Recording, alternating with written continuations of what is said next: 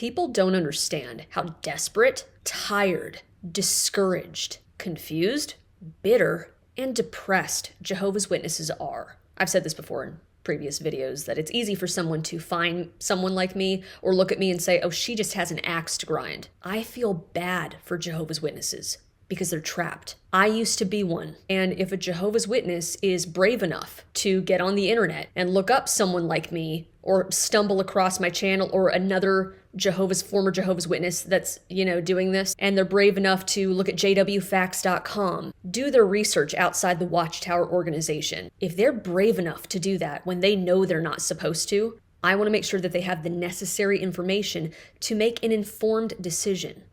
If that decision is to stay in the organization, at least they're staying for their own reasons and not because they're afraid, I would hope. I would hope they are staying because they are truly exercising their free will and not because the organization is threatening to take their family away from them if they leave. Jehovah's Witnesses would never admit it, but they're sick of the same song and dance. They are desperate for relief. But are they willing to pay the price? The following are 3 common reasons for why some of the most faithful, dedicated Jehovah's Witnesses finally snap and leave the organization despite the consequences. Number 1, they're sick of the routine.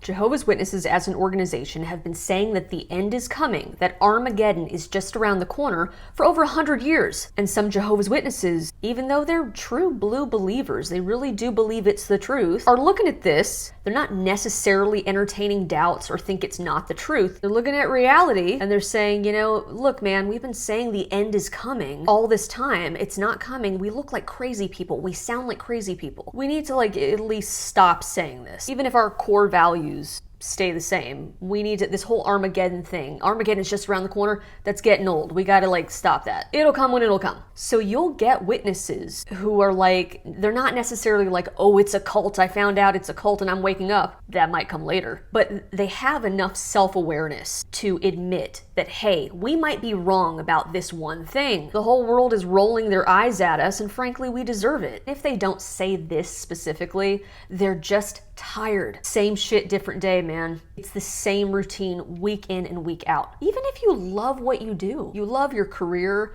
you love your religion, your kids, whatever, you still need a break. Your brain, your body needs rest. You gotta shut down, you gotta unplug for a little while. You're not a machine. Or maybe, just maybe, you just don't need to do that certain thing anymore.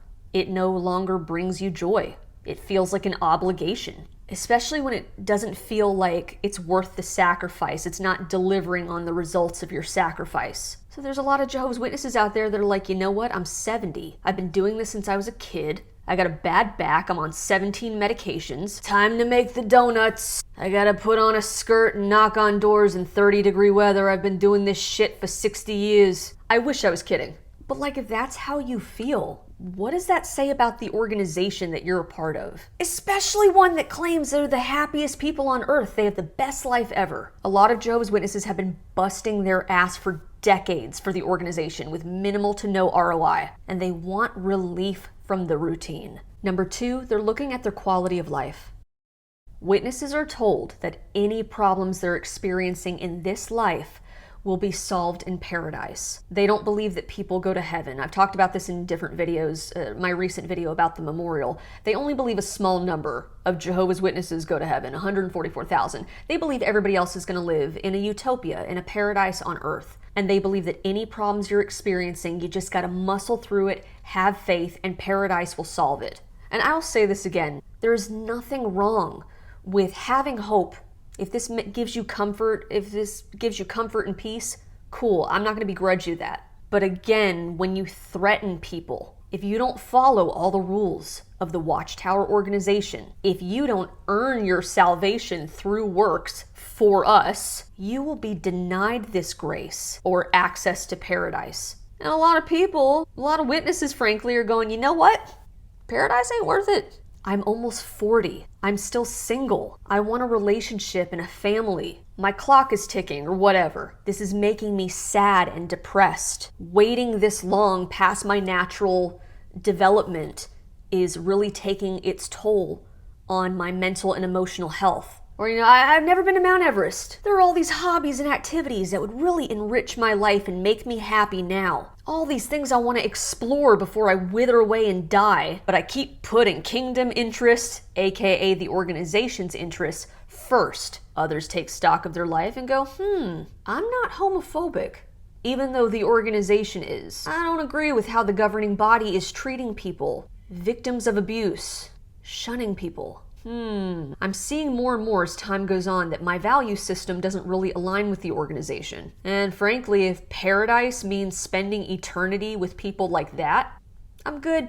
I don't need it. Fine, strike me dead. I don't really care to spend paradise with you people. There are a lot of witnesses who it's really hitting them, that their quality of life just sucks. And the benefits of holding out for paradise just are not worth it anymore. And not just that, but also like attempting to scare them. The threat of having paradise taken away from them altogether doesn't scare them anymore. They just resign and they're like, okay, fine. All right, fine. Let God kill me at Armageddon. If it means I get 5 minutes of peace away from this bullshit, fine, I'll take it. So even if it's not like a doctrinal thing per se or some big thing that, hits them, they're just noticing that their quality of life is just not worth the struggle. They're coming to the realization that their quality of life matters more. So they finally say enough and move on with their life.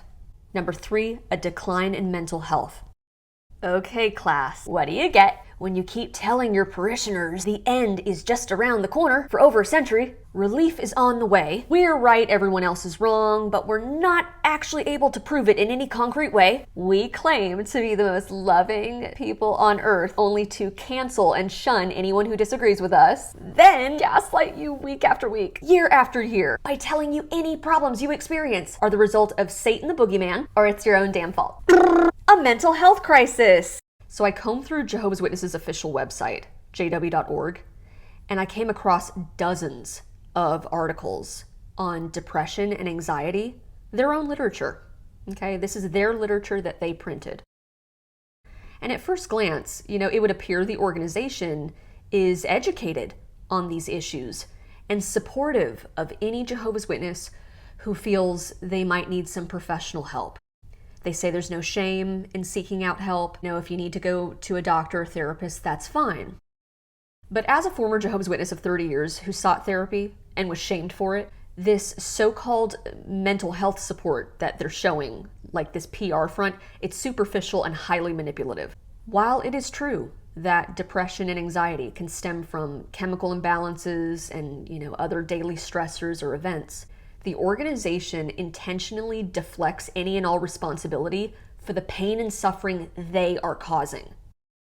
So what the organization does is it cleverly poses itself as an objective observer, attributing any mental health challenges to factors that have nothing to do with them. Like, oh, look at this epidemic, this mental health crisis. What's happening to our youth? Or are you struggling? They act like it has nothing to do with them. Their approach, dismisses the massive degree of psychological damage they have inflicted on their members from their broken promises, destructive teachings that lead to isolation and loneliness, and splitting up families through their shunning practices. So what looks like a progressive shift in policies or procedures that are helping their parishioners, it's just pure gaslighting, and frankly, extremely insulting to Jehovah's Witnesses who are suffering. If you are a current Jehovah's Witness watching this, you've been brave enough to get through this video, just know that there's a whole community out here who understands, who gets it, who's been through the fire. If you feel like you're going crazy, you're not going crazy. Your doubts and concerns are valid. And even though it may take some time and some trial and error, you can rebuild your life and lead a happy, fulfilling life outside of the organization. As always, thank you guys so much for watching. I hope you found this video helpful. If you enjoyed this video, you can subscribe for more content. Be safe, and I'll see you in the next video.